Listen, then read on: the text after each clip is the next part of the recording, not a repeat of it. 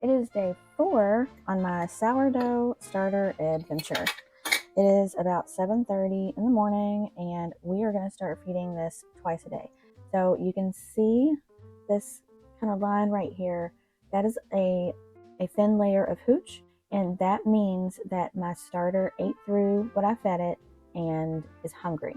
You can also see right here, it looks like we got a little bit of rise, and it's a little bubbly, but it's not super bubbly, so it definitely needs to be fed. So we're going to start feeding it twice a day today and start to try to read it and listen to it. So tablespoon of bread flour and a tablespoon of water. You know the drill. Stir it up. I'm kind of looking at this and I'm thinking I'm going to add a little more flour. It's a little runny, and I'm not going with super precise measurements here. I am going for just like what it looks like, because our great grandmothers, they didn't have scales probably.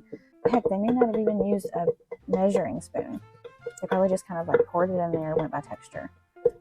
And I want to go like old school ways and really just enjoy the process. And I think that if you start to get too precise, that's just going to be too much. I'm going to go crazy here.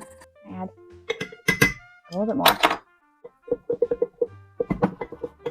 And if it doesn't work well, we'll change it up. Alright, I'll see you in a few hours when we feed this for the second time today. So it has been right around 12 hours since I fed my starter this morning, and you can see that it has bubbles there, but not a ton, and just a few tiny ones there on the side.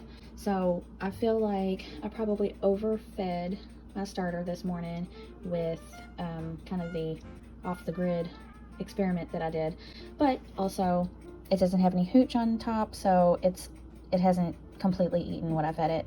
So I don't feel like it needs a second feeding right now, but I think in the morning it'll look pretty good. So that's what I'm going to wrap up with on day 4 for my sourdough starter. See you tomorrow for day 5.